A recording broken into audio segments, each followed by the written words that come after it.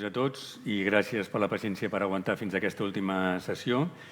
Aquesta taula rodona tractarà sobre la protecció cardiovascular i renal en diabetis mellitus tipus 2. És un tema que està molt en boga i que des de la perspectiva cardiològica està molt interessant, en un punt molt interessant, però avui ens centrarem sobre el que és el món de la diabetis tipus 2.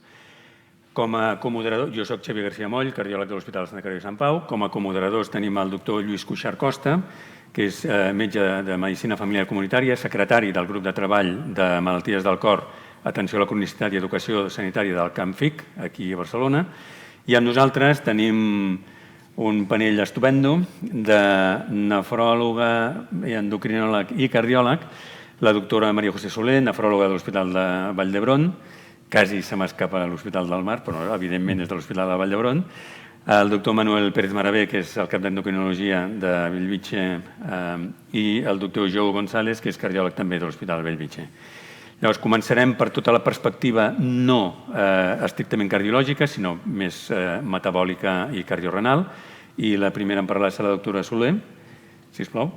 Moltes gràcies. Vull agrair la invitació. Jo parlaré una mica de protecció cardiovascular i renal en la diabetis tipus 2, el paper dels inhibidors de l'SGLT2 en l'eix cardiorenal i metabòlic. Aquest tema és molt llarg i l'índex que seguiré serà una introducció breu, una mica per què el ronyó, per què el paper cardiorenal, els mecanismes d'acció dels ISGLT2 que realment no els sabem per què protegeix el ronyó, vull dir, tenim vagues idees però no els sabem, però jo us explicaré una mica els que es proposen i aniré directe al Credence i al DAPA-CKD perquè els altres estudis també són molt bons però han estat molt explicats. Jo crec que no tinc un quart d'hora i no puc anar a explicar tota la vida de tots els SGLT2 i aquests dos són els que tenen els resultats renals amb un endpoint primari renal. Passaré als resultats renals d'estudis amb insuficiència cardíaca. I això és una sorpresa que us he intentat portar, guies i posicionaments i a les breus conclusions que podem trobar. Una mica això ja ho sabeu, aquí no m'enrotllaré, hi ha el dany macrovascular, que sobretot el dany cardiovascular i el microvascular de la malaltia diabètica.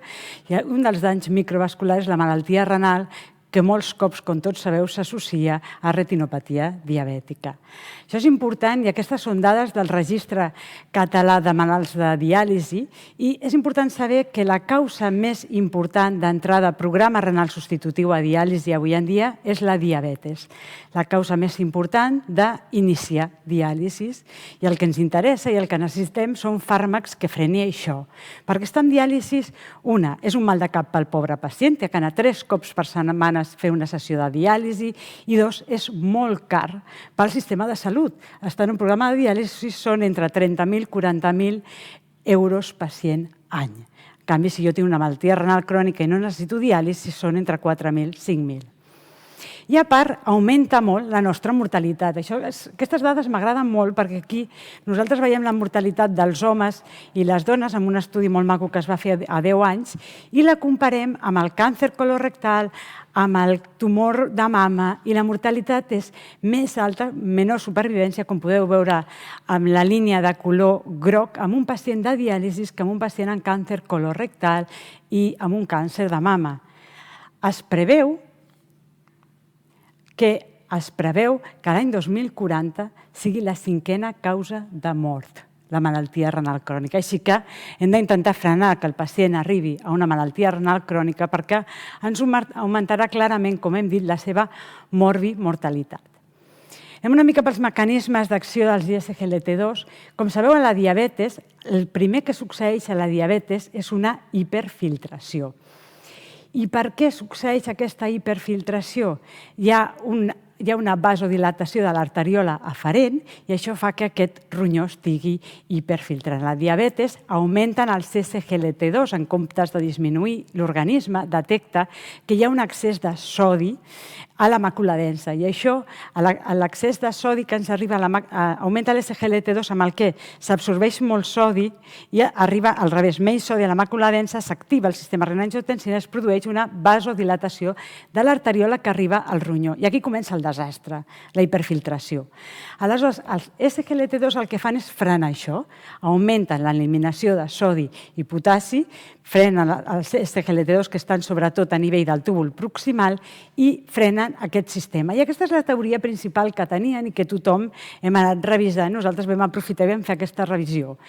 Però després surt aquest estudi amb la dapagliflozina i ens diu que el diabetes tipus 2 que no és així, que és diferent, que el que succeeix és que hi ha una disminució del filtre glomerular, una disminució del flux renal amb una estabilitat de la resistència vascular renal i el que hi ha és una vasodilatació de l'arteriola eferent, la que surt del ronyó. Però aquestes idees, això és un estudi amb 44 participants, pacients, i evidentment no són estudis estrets de ratolins en què s'han estat ex vivo i realment s'han vist si es vasodilata o no.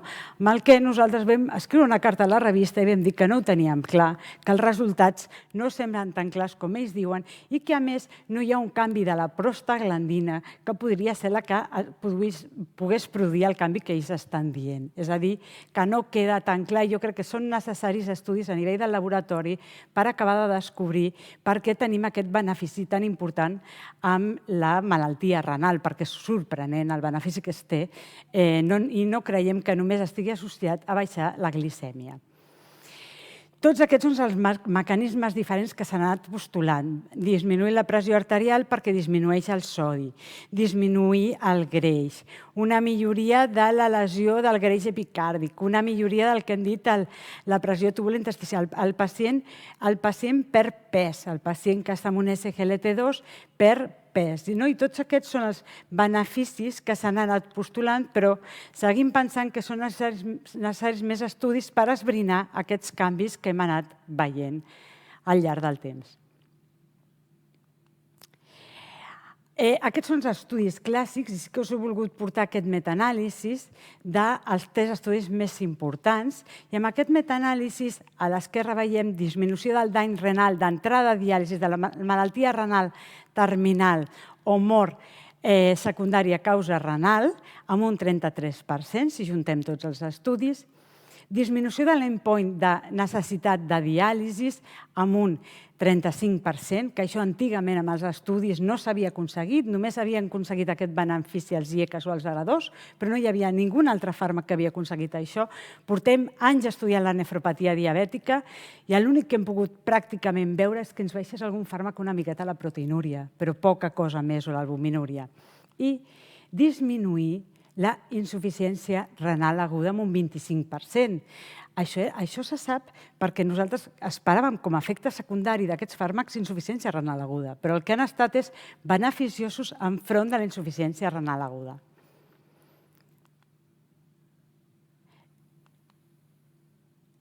Anem una mica a l'estudi Credence, que aquest estudi us l'he volgut presentar perquè l'endpoint primari és renal, 4.400 pacients. Els criteris d'inclusió diabètic tipus 2 amb una glicada entre 6,5 i 12, important, filtrats entre 30 i 90. Si el pacient baixava de 30, 25, 22 fins a entrada a diàlisi, continuava amb canagliflozina, no es retirava pas el fàrmac, continuava amb el tractament. I el que nosaltres dèiem abans una macroalbuminúria i que actualment es diu albuminúria 3. És a dir, una albúmina per hipercreatinina entre 300 i més de 5.000. Pacients en tractament amb IECAs o ARA2, amb el que més d'un 90% dels pacients amb estudi portava un bloqueig del sistema renina-angiotensina, és a dir, que és més difícil. Tu ja tens un fàrmac que t'està protegint, és més difícil aconseguir efectes beneficiosos. Hi ha l'efecte renal primari, malaltia renal terminal, doblar la creatinina sèrica, mort renal o mort cardiovascular. Important mencionar que els pacients del Credence estan on estaven el del renal, el del IDNT, és a dir, pacients greus. I en el són els pacients que evolucionen malament, que sabem que acaben amb malaltia, són els pacients que ens acaben ràpid amb malaltia renal terminal. És el pacient en risc de deteriorament de la funció renal i mortalitat. Són els pacients que porten normalment al nefròleg. I què es va veure? Es va veure disminució clara del risc de l'endpoint primari, com podeu veure en color blau. Es va veure una disminució de doblar la creatinina sèrica i de malaltia renal terminal i disminució també de les variables quan les mirem separades, que aconseguir disminuir en l'entrada de diàlisi i malaltia renal terminal, com he comentat abans, és molt complicat. És a dir, que es va aconseguir clarament l'endpoint primari amb aquest estudi. L'estudi DAP encara és més curiós, perquè agafa una població similar en referència a filtrat glomerular, aquí parlem de 25-75, amb una escassionari d'albúmina de major o igual a 200 mil·lígrams gram, però la gràcia que té aquest estudi és que són pacients amb diabetes i sense diabetes. Aquest estudi, suposo que quan es va dissenyar, es va pensar que era un estudi una mica boig i potser els endocrins pensarien això. Per què es pot pensar que és un estudi una mica boig? Perquè l'ISGLT2 és un fàrmac que no es dissenya pel ronyó, es dissenya pel tractament de la diabetes. És un fàrmac que surt per tractar la diabetes i decidim posar aquest fàrmac i ficar-lo en un assaig clínic randomitzat en pacients amb malaltia renal avançada, aquí també estem amb una malaltia renal avançada, i pacients que no són diabètics. Així que veurem ara què passa amb l'endpoint primari. I l'endpoint primari, objectiu renal, empitjorar la creatina sèrica més del 50%, necessitat de teràpia renal substitutiva i endpoint mort renal o cardiovascular. Igual que l'estudi anterior, el CRIDEMS es va parar abans, es va aturar abans. És raro que s'aturin abans. I es va aturar abans perquè ja van aconseguir mostrar el benefici. Continuant amb aquest sentit, aquí veieu els resultats. No vull repetir la P, perquè la P és tan significativa que començaria a dir zeros i no pararia. Milloria de l'event renal de l'endpoint primari, doblar la creatina sèrica, com he dit, empitjorament, entrada en diàlisis o mort cardiovascular i renal. Endpoint secundari, traiem i posem només la mort renal, també una milloria molt important. Estem parlant d'una hazard ràtio de 0,56, que aquests números són espectaculars. Necessitat diàlisis, trasplantament o mort renal, també estem parlant d'una P molt significativa, una hazard ràtio de 0,66, és a dir, resultats molt positius d'aquest estudi. I què passa amb la diabetes o no diabetes? Això ens ho dirà la diapositiva propera. Aquí hi ha dues coses importants que us vull ensenyar. Una cosa, el pacient de dalt és el pacient amb diabetes tipus 2, milloria clara. El pacient de baix és el pacient sense diabetes tipus 2, milloria clara. És a dir, que aquí jo em tinc ara que plantejar la consulta si els meus pacients no diabètics, m'ho tinc que plantejar seriament, amb aquesta filtrat glomerular i amb aquesta albuminúria, els tinc que començar un ISGLT2. Jo estic segura, vull dir, és que m'ho he de plantejar i la tinc pràcticament que començar a posar. La P d'interacció no significativa i dius, sí, m'estàs presentant pacients molt greus, però quan tinc que començar? Tinc que esperar que estiguin greus o tinc que començar abans? Amb l'estudi de Claire ja les dades semblaven bastant clares que jo tenia que començar abans, però igual aquí també es veu que el benefici és tant en filtrats de menys de 45 com en filtrats major o igual de 45, que això és el que veieu a la part inferior. I mortalitat cardiovascular, estem entre cardiòlegs, doncs també menor mortalitat cardiovascular al pacient que portava dapagliflozina. Aquí us vull ensenyar la part del DAPA heart failure, la part secundària de què passava amb l'event renal. No va sortir significatiu, però potser perquè no es va seguir suficient de temps, estem parlant de 24 mesos, per poder acabar a veure event renal, jo crec que necessites 2 o 3 anys mínim. Jo sempre els demano a les cases farmacèutiques, feu estudis llargs, a nefrologia necessitem estudis llargs, però sí que la corba va cap a un avantatge de protecció de l'event renal, encara que la P sigui de 0,17 i no sigui significativa. Però m'agrada ensenyar-vos això. Això era l'event de fer insuficiència renal aguda, i a l'event d'insuficiència renal aguda en el DAPA heart failure, clarament hi havia menor insuficiència renal aguda, que això es buscava com un endpoint secundari amb el pacient que portava tractament en comparació amb el que no portava. I el que s'ha publicat i que també es va presentar a la Societat Europea de Cardiologia, el Empero Reduced. Crec que podré fer en 2 minuts. L'Empero Reduced, que també veiem, com podem veure aquí, un 50% de reducció del benefici renal a la part inferior.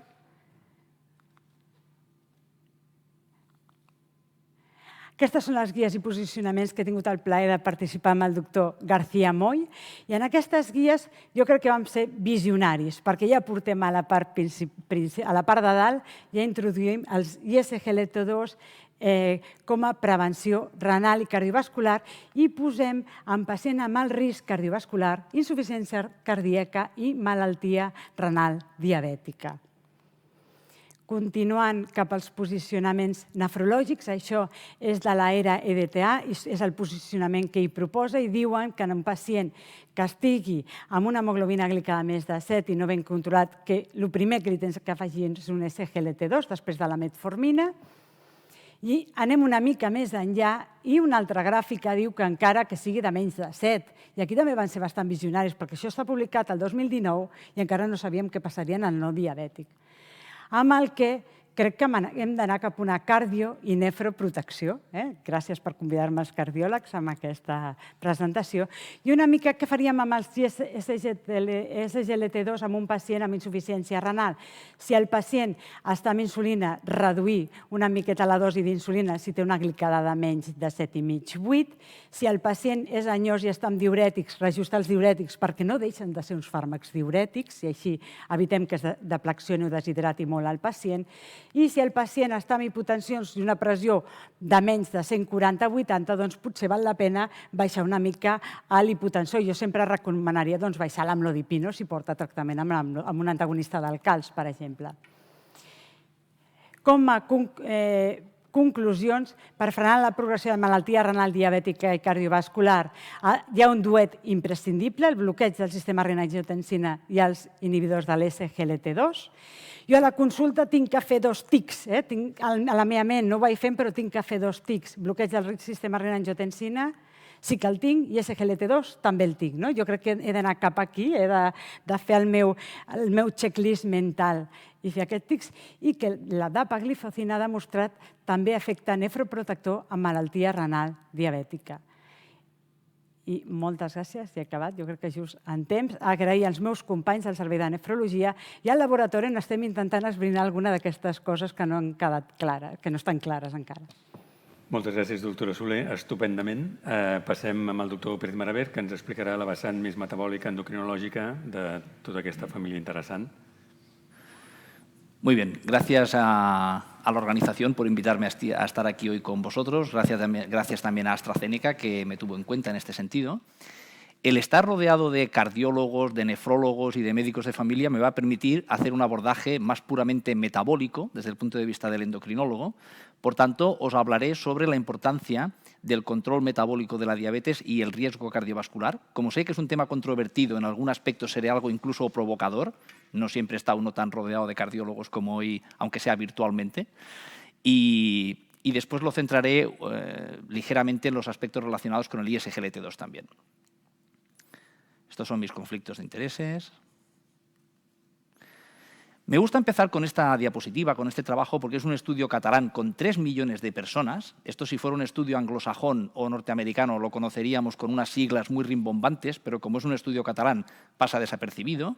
3 millones y pico de personas, en el que la doctora Vinagre, en el 2012, establece que la diabetes está en el 7,6% de la población.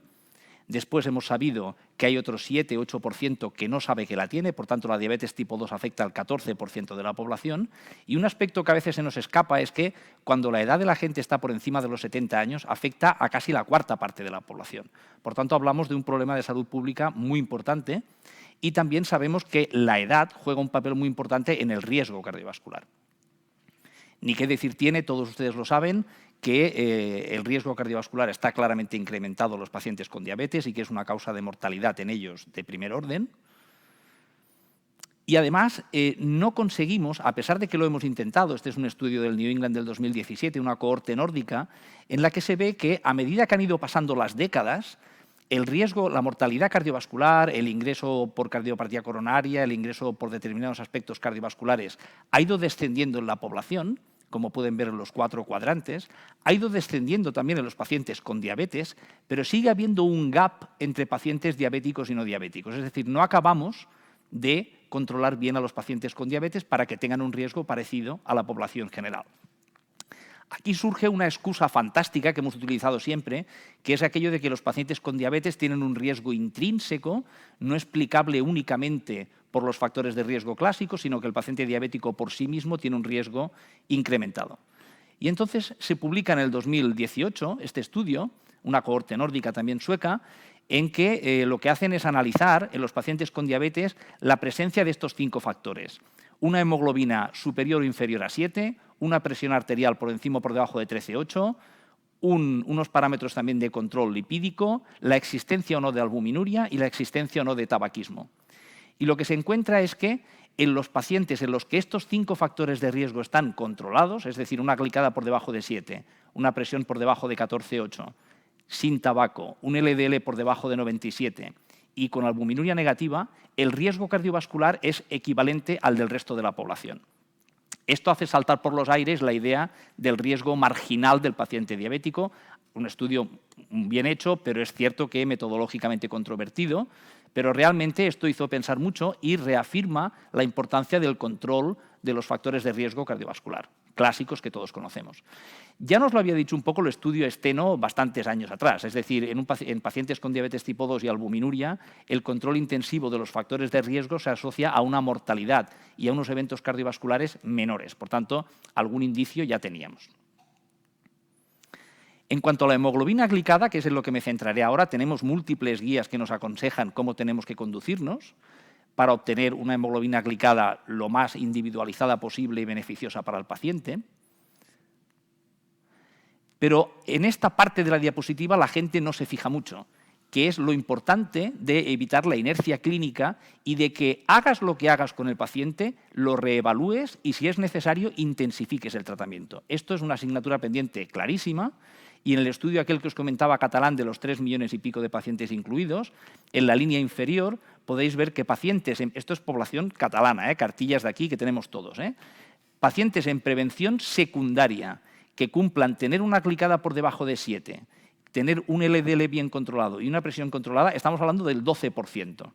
Por tanto, hablamos de gente en prevención secundaria que se supone que tenemos que estar en ellos, incluso ser más intensivos. Es cierto que es una publicación del 2012. Puede que haya cambiado algo, pero seguramente de forma no muy importante. El 12% es una cifra francamente baja. Este estudio también en Cataluña de Manel Mata nos muestra de forma muy didáctica que cuando un paciente tiene una glicada por encima del objetivo, solo en el 40% de los casos hacemos algo. Es decir, en un 60%... Nos cuesta, la inercia nos lleva a esto. Bueno, alguien podría decir aquí surgen los negacionistas de la hemoglobina glicada, ¿no? Es decir, negacionista, que es una palabra hoy en día tan famosa, ¿no? Bueno, si el paciente no tiene una glicada buena, tampoco tiene tanta importancia. Bueno, todos conocéis el estudio UKPDS. Es cierto que la población del UKPDS es una población especial porque son pacientes de diagnóstico reciente de la enfermedad. En el estudio inicial no salió significativo el infarto, la reducción del infarto con la mejoría de un punto de glicada, 0,9, pero sí que, a pesar de que la hemoglobina glicada convergió en los dos grupos al año de acabar el estudio, cuando se hace un análisis una década después, los pacientes que tuvieron un control metabólico mejor tenían unos endpoints macrovasculares también menores, lo que dio lugar al conocido concepto de memoria metabólica. Este concepto lo que significa es que en el riesgo de complicaciones de un paciente no influye solo la hemoglobina glicada que tiene hoy en día, sino la que ha tenido a lo largo de su historia, es decir, su hoja de servicios, ¿no? Esto adquiere especial relevancia en este estudio también de hace un año, en el que se vio que en pacientes con un estudio interesante, un estudio observacional en el que se mira la hemoglobina glicada durante el primer año del diagnóstico de la diabetes tipo 2 y se analiza qué pasa 10 años después. Los pacientes que tienen una glicada más alta en el primer año tienen un riesgo mayor de complicaciones, también macroangiopáticas, pero lo importante es que eso ocurre con una glicada ya superior a 6,5. Es decir, que entre 6,5 y 7 de glicada el riesgo es mayor que por debajo de 6,5. Por tanto, reafirma la idea de obtener un buen control metabólico desde el principio de la enfermedad. Y el concepto de desde el principio es muy importante en la gente con diabetes tipo 2. En la cohorte aquella sueca que os comentaba, que analizaba los 5 factores de riesgo, el factor que tiene más peso como factor de riesgo en mortalidad y en riesgo cardiovascular es la hemoglobina glicada. Es cierto que es un estudio transversal, observacional, pero la glicada tiene un peso importante.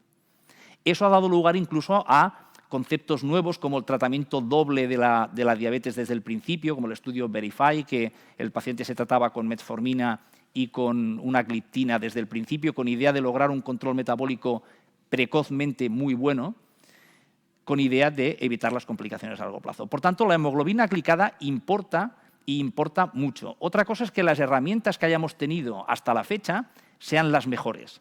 Quizá el riesgo de hipoglicemia, de incremento de peso con los fármacos antiguos compensaban el beneficio de la mera reducción de la hemoglobina glicada.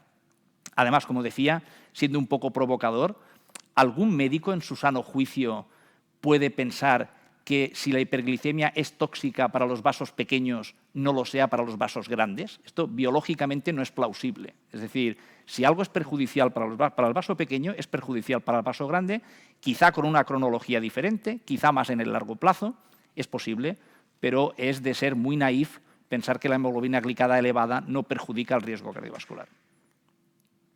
Bueno, en este contexto, ¿qué nos puede aportar fármacos como los ISGLT2 en general o dapagliflozina en particular? Nos aporta una considerable reducción de la hemoglobina glicada, más potente que, por ejemplo, cuando lo comparamos con inhibidores de la DPP4. Esto por sí mismo ya nos gusta, aunque no es el aspecto diferencial, solo faltaría que un hipoglicemiante no bajara la glicada, ¿no? Por tanto, esto, bien, ya nos convence. Además, es capaz de reducir la presión arterial. No hay muchos hipoglicemiantes que reduzca además la presión arterial. Es capaz además de reducir el peso, aún hay menos que sean capaces de reducir la presión arterial, la hemoglobina glicada y el peso, a expensas sobre todo de la masa magra. Todo ello sin riesgo añadido de hipoglicemias, a diferencia de lo que nos pasa con el tratamiento, por ejemplo, con sulfonilureas o con la propia insulina. El aspecto del peso en el estudio de la cohorte sueca que os comentaba es muy importante, es el segundo factor más importante como predictor de insuficiencia cardíaca después de la AC por FA. Por tanto, cualquier aspecto terapéutico, cualquier modalidad que permita que el paciente pierda peso, seguro que tiene un efecto beneficioso cardiológico. Y por si fuera poco, aparte de reducir la glicada, de reducir el peso, de reducir la presión arterial, de hacer todo ello sin hipoglicemias, además tiene un efecto beneficioso sobre la albuminuria, sobre la función renal, como la doctora Soler ha presentado previamente.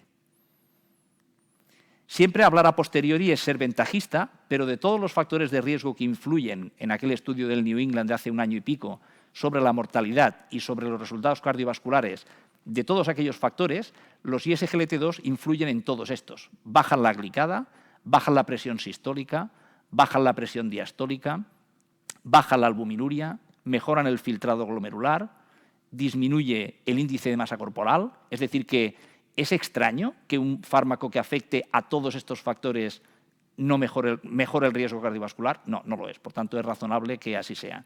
El estado marital, de momento, no, que se sepa, no lo modifica, aunque es un factor de riesgo también que se tiene en cuenta en este estudio sueco. Bueno, las conclusiones son que la diabetes tipo 2 se asocia a un riesgo cardiovascular elevado que no hemos podido hasta la actualidad corregir, que el correcto control glicémico, por supuesto la glicada influye, junto al control del resto de factores es esencial para lograr disminuir ese riesgo, es decir, no, obviamente, solo faltaría no únicamente la glicada, sino el conglomerado de todos los factores implicados. El aspecto cronológico es importante, nuestra actuación debe ser precoz e intensiva. Y los ISGLT2, como dapagliflozina, tienen un efecto beneficioso sobre múltiples factores asociados con el riesgo cardiovascular, por tanto, es absolutamente plausible y se explica su efecto beneficioso global en este sentido. Muchas gracias. Estem estupendament en temps, ens hem estalviat inclús 3 minuts. I per últim tenim a Joe González, que és cardiòleg de Bellvitge, que ens explicarà més la vessant de la dapagliflozina amb la insuficiència cardíaca amb fracció d'acció reduïda, sobretot. Muy bien, muchas gracias por la invitación, encantado de estar aquí. Y bueno, yo os voy a hablar de la insuficiencia cardíaca con fracción de eyección reducida, sobre todo del DAPA-HF. Y bueno, como ya hemos tenido esta introducción, pues podemos ir directamente a lo que es el estudio. Entonces, simplemente para recordar los criterios de inclusión en este estudio. eran pacientes con fracción de eyección reducida, clase funcional 2-4, NT-proBNP superior a 600, si estaba en fibrilación auricular un poquito más, y que tenían un tratamiento médico óptimo. Y también un poquito el dato curioso es que en este estudio se podían incluir pacientes tanto diabéticos como no diabéticos. Criterios de exclusión, pues diabetes tipo 1, pacientes que no hubieran tolerado los ISGLT2, pacientes con una hipotensión o una presión sistólica por debajo de 95 y un filtrado por debajo de 30. Sí que se estratificó la randomización a si tenían diabetes o no, y sí que se permitía una reducción de la dosis temporal si había algún efecto secundario que pudiera justificar, como podía ser la depresión de volumen, hipotensión o un empeoramiento de la función renal. Y posteriormente se recomendaba un incremento si fuera posible. Aquí podemos ver el flowchart del estudio y bueno, básicamente yo destacaría, ¿no?, que de los 8.000 pacientes que fueron al screening, la mitad más o menos se randomizaron y realmente la tasa de discontinuación fue similar tanto en el grupo de DAPA como en el grupo placebo. Características basales de estos pacientes son un poco las características de cualquier estudio con fracción de eyección con insuficiencia cardíaca con fracción de eyección reducida, edad 66 años, relativamente joven, una clase funcional, la mayoría en clase funcional 2 y fracción de eyección en torno al 30% con NT-proBNPs en torno a 1400.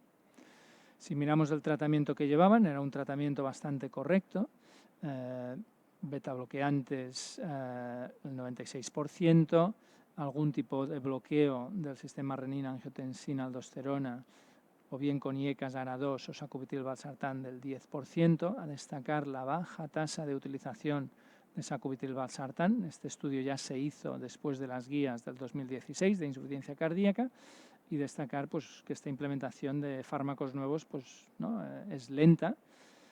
Incluso, por ejemplo, llama la atención que hay más pacientes con digital que con sacubitril/valsartán, curiosamente. En cuanto a tratamientos hipoglicemiantes, podemos ver, se utilizaron evidentemente en los pacientes diabéticos y bueno, hay ¿no?, también destaca la elevada tasa de sulfonilureas y bueno, insulina un 27%. Pacientes con diabetes, aproximadamente un 42%, es decir, recordemos que la mayoría de los pacientes que se incluyeron eran pacientes sin diabetes con una función renal bastante correcta en torno a un filtrado de 66.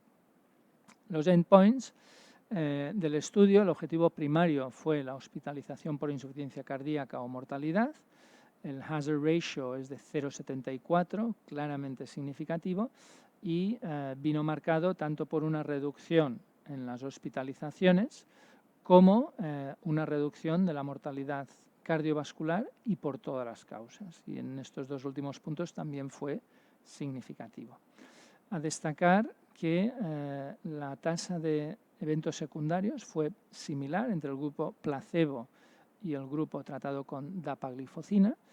A destacar que no se miraron las infecciones de tracto urinario, específicamente como evento adverso en este estudio, y todos los demás, la depleción del volumen, que inicialmente pues, había miedo, la hipotensión, evidentemente el empeoramiento de la función renal, no hubo cambios significativos.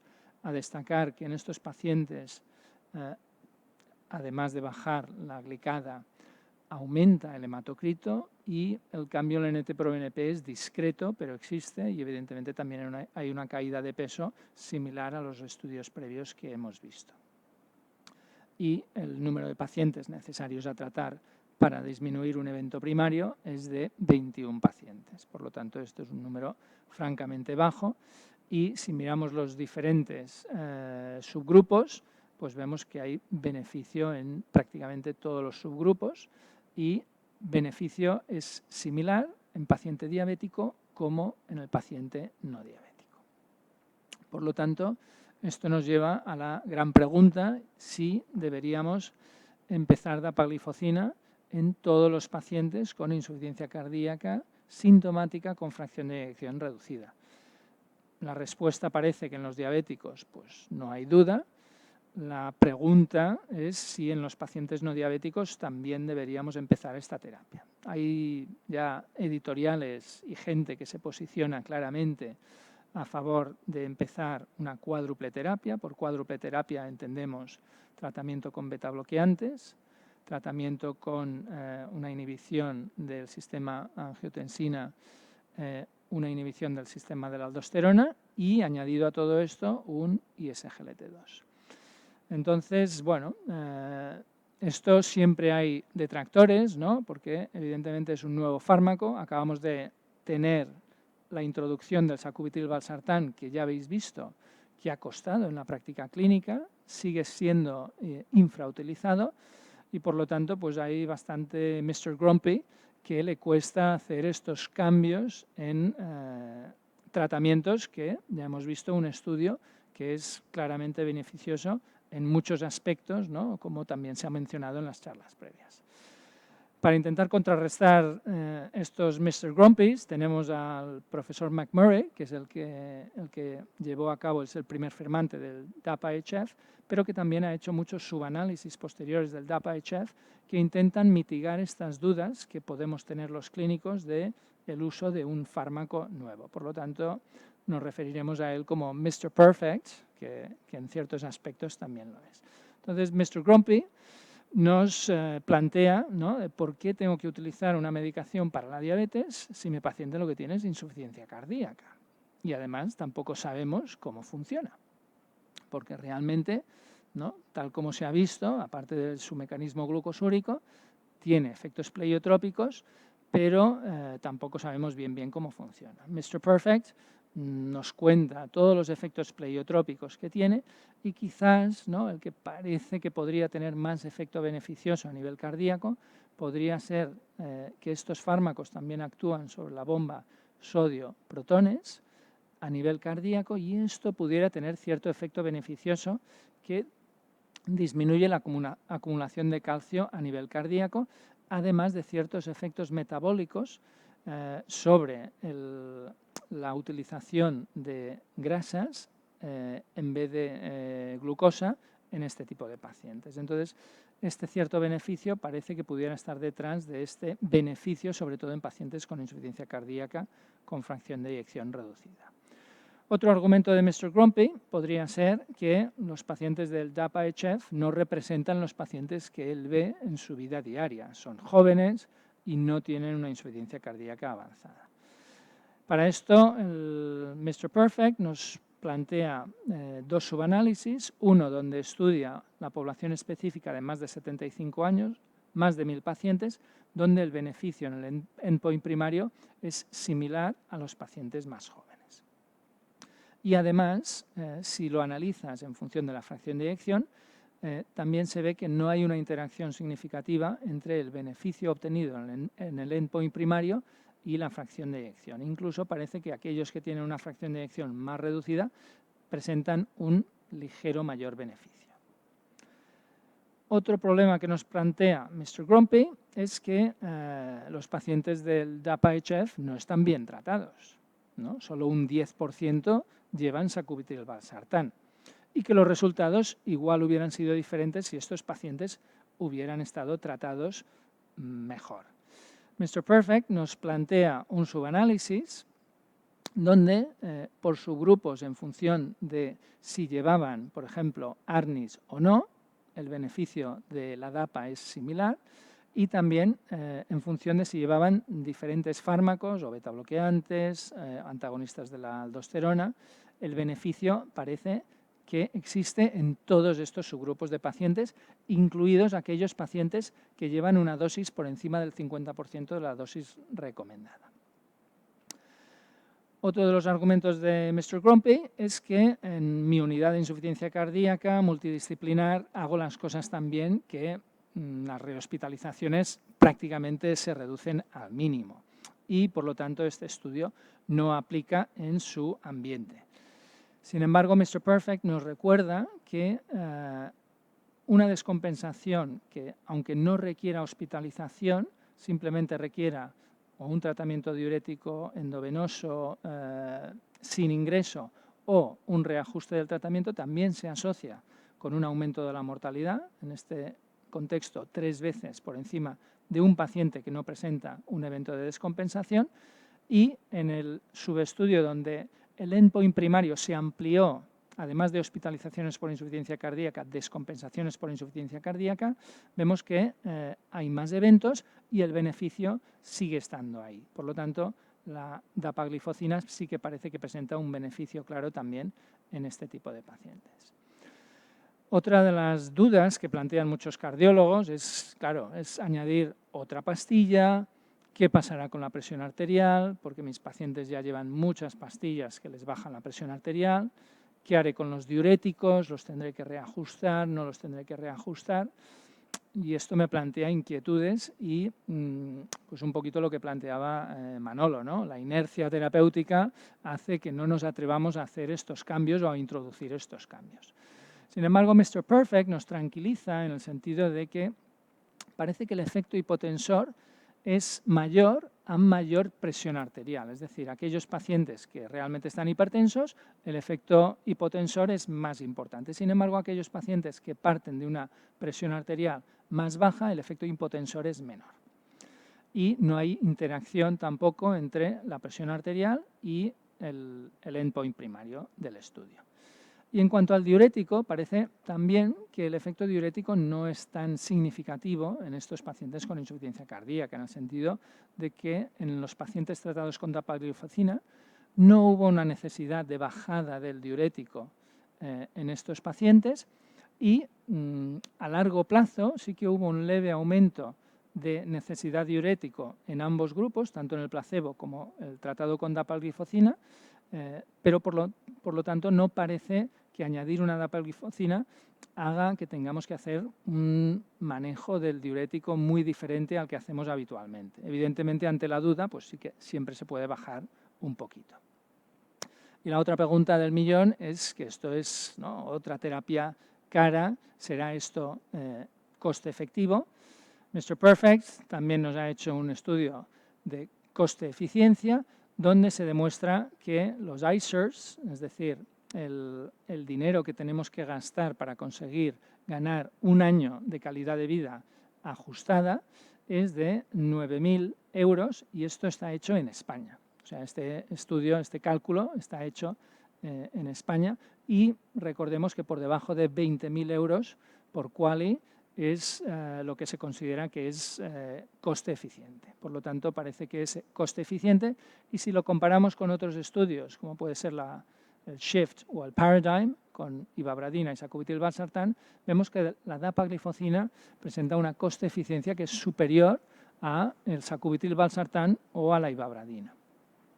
Como único pero, vemos cuál es el coste de la DAPA en diferentes países, porque veis que la figura que os planteo está hecho el ICER de 5.800 libras en comparación con los 9.000 euros que valía en España.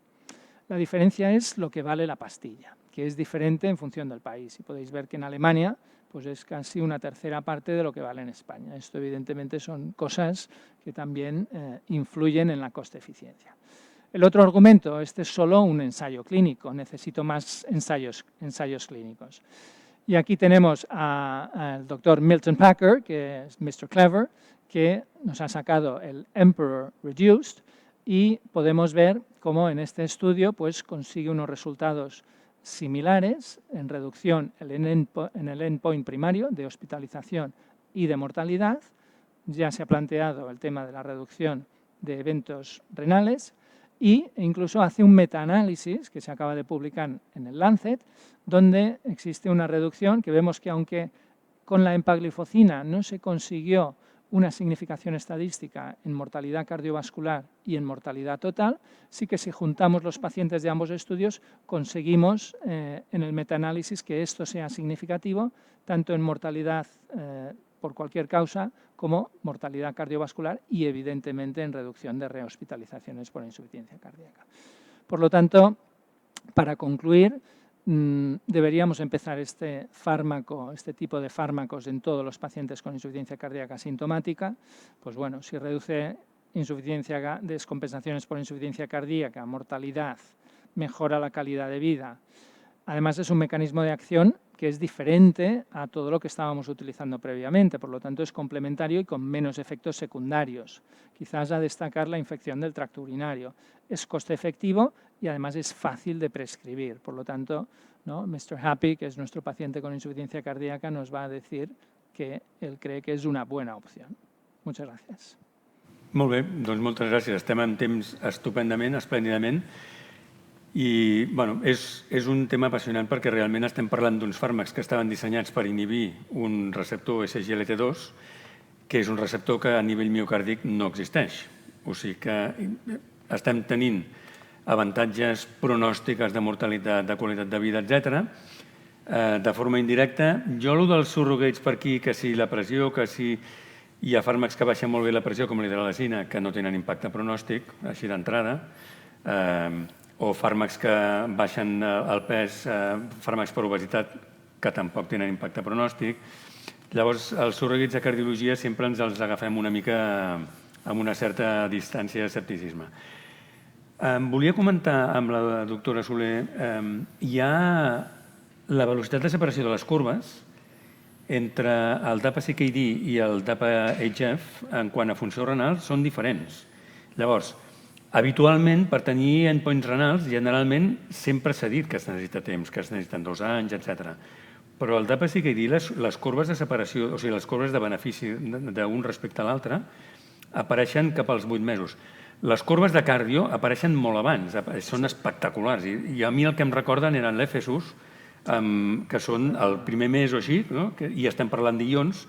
Jo, des que van sortir els resultats, he estat donant a la bomba de sodi i protons, però el cas és que hi ha separacions molt ràpides a cardio i a nefro, el DAPA-CKD, realment es veu que és... I per això el benefici és tan esplèndid, i tant amb diabètics com amb no diabètics. Què et semblaria? Perquè realment és que són més tardanes les del DAPA-HF, que és el que t'esperaries al CKD, i el CKD se separen més ràpid.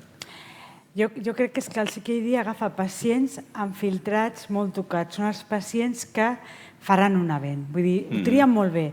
A mi, quan em preguntaven abans, prèviament amb algun advisory, si tu fessis un estudi de pacient amb malaltia renal, que vols anar ràpid i que vols tastar el pacient que et farà molts events, és aquest pacient, és el que té un filtrat de baixet, que si agaféssim encara un pacient amb una malaltia renal crònica 4 o 5 abans de diàlisi encara seria més, però el pacient que té una albuminúria grau 3. Aquest pacient és el que té l'event.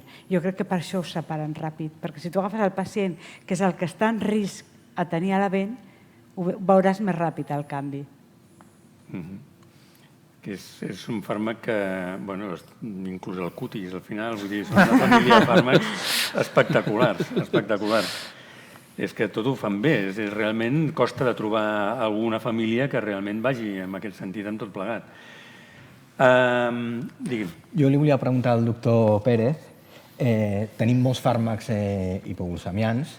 Llavors, hi ha alguna associació d'aquests fàrmacs que sigui especialment beneficiosa o alguna associació que haguem d'intentar evitar amb tots els fàrmacs que fem servir normalment pel tractament de la diabetes? Bueno, es una pregunta interesante. No hay muchos estudios que analicen head-to-head diferentes asociaciones entre ellas. Sí que hay un metaanálisis en el diabetes care de este año, de un país nórdico también, no recuerdo si era Suecia o Noruega, en el que se analiza durante los últimos 20 años las asociaciones de fármacos antidiabéticos y los eventos duros en cuanto a mortalidad, hipoglicemia grave y un tercero y MACE. Era mortalidad global, MACE e hipoglicemia grave. Y quien sale peor parado de forma indudable son las sulfonilureas.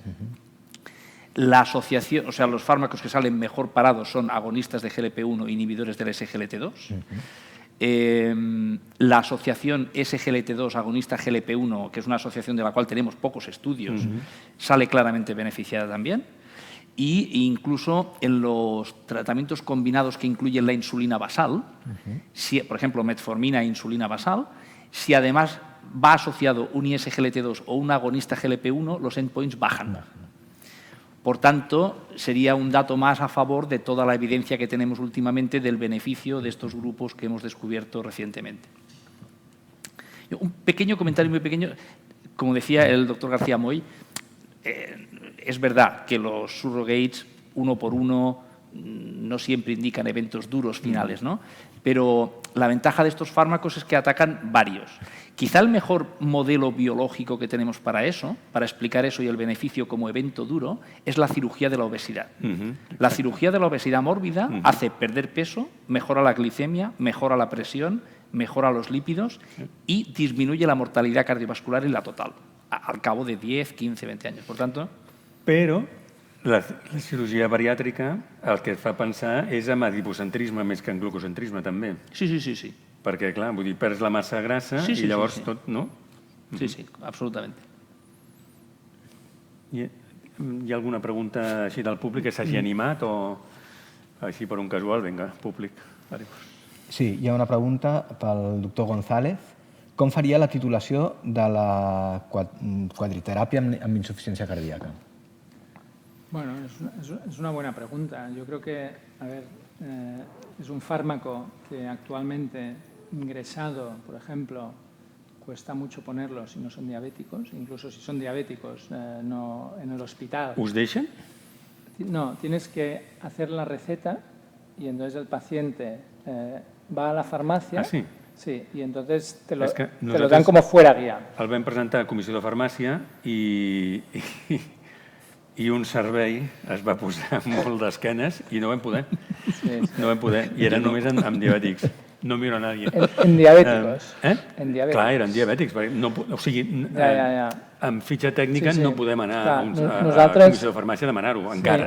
Tot arribarà, eh? Nosaltres ara, per exemple, si ingressat volem posar la dapagliflozina, o bé la té el malalt ja prescrita prèviament i la porta el malalt a l'hospital, o bé tu li prescrius i llavors el malalt té que anar, bueno, a familiar, té que anar a la farmàcia, que li compren i després posar-ho. Llavors, ingressat, doncs, evidentment, no hi ha molta experiència perquè això dificulta la pràctica diària i a veure, jo titularia els fàrmacs, els malalts que estan ambulatòriament estables, jo penso que aquests són molt bons candidats per començar-ho sense massa problema i després d'una descompensació aguda, doncs home, igual potser no seria el primer fàrmac a utilitzar, no? Perquè jo esperaria a que el malalt estigui més estable, però una vegada estigui estable amb els fàrmacs titulats, doncs llavors jo penso que seria el moment de ficar-li. No sé quan surtin les guies en quin punt ho recomanaran, no? Jo penso que aquest és un punt habitual. Clar, els estudis estan fets en malalts ambulatoris. Exacte. Llavors jo penso que aquest és el malalt on clarament hi ha un benefici clar i jo de moment ho posaria en aquest context. Hi ha un estudi que s'està posant en marxa ara sobre pacient ingressat. Sí, per això. Llavors, això per aquí comencem a tenir pistes. Això arribarà, evidentment, no? Perquè sempre el que diem, que quan abans comencis, això és com les estatines, abans, que ara ja la dones en el moment de l'infart, hi ha dosis altes, quan abans era una cosa que, bueno, ja farem el perfil lipídic, en aquest punt també pots ampliar la clàssica bofetada tubular que dèiem, que un pacient que necessita orinar no li posaràs només un diurètic de nansa, sinó que li faràs una bofetada tubular completa i atacaràs també l'SGLT2 com a diurètic. Jo també ho veig pel pacient aquest anúric que no acaba en un futur, no hi ha estudis encara en aquest sentit, però potser podríem ampliar la... Això ja està plantejat. En malalts amb insuficiència cardíaca, els ISGLT2 ja es plantegen com un diurètic de rescat en malalts amb resistència a diurètics. Això hi ha un posicionament de l'europea que ja fa això. O sigui que sí que és una... I sí que a vegades ho utilitzem així, també. Tenim una altra pregunta, pel doctor Pérez també. Quan hi ha que suspendre per tema d'infeccions genitals i si després d'un primer episodi d'infecció genital s'ha de retirar definitivament o hi ha que esperar diverses infeccions? La infección genital con los ISGLT2 afecta más a mujeres que a hombres. El porcentaje de afectación estaríamos en torno, varía con los estudios, pero estaríamos en torno a un 5 o 6%, más o menos. A veces depende de si restas lo que afecta al placebo o no, pero inferior al 10% indudablemente, más cerca del 5%. Y en general la mayor parte de casos responden bien al tratamiento convencional y puedes volver a utilizar, poder seguir utilizando la medicación.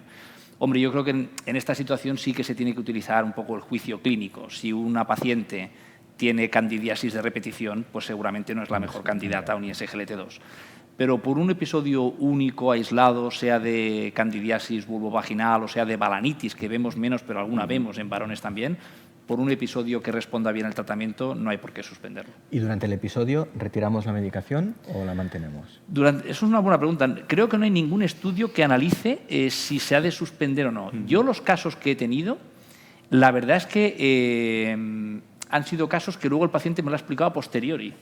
En esto sí que el médico de familia juega un papel también muy importante. Viene el paciente a la consulta, pues sí, doctor, tal como me dijo, me pasó tal cosa, lo consulté con mi médico, me dio el Dactarin y se me fue. ¿Y ha seguido tomando la medicación? Sí, sí, sí. Yo creo que se puede mantener. Me imagino que si la retiras unos días mientras la pomada hace efecto tampoco hay ningún problema. Pero la idea es que no hay por qué dejarlo de utilizar por un episodio o por pocos episodios de candidiasis. Si es un paciente que le pasa muy a menudo, se puede replantear. Del públic no hi ha... Aquí no hi ha més preguntes. Joe, a la unitat d'insuficiència cardíaca, arran del DAPA-HF, i tot i que no hi ha la indicació, etc., veu començar a utilitzar sistemàticament DAPA amb insuficiència cardíaca? És a dir, però no en la indicació de pacient diabètic, sinó en insuficiència cardíaca.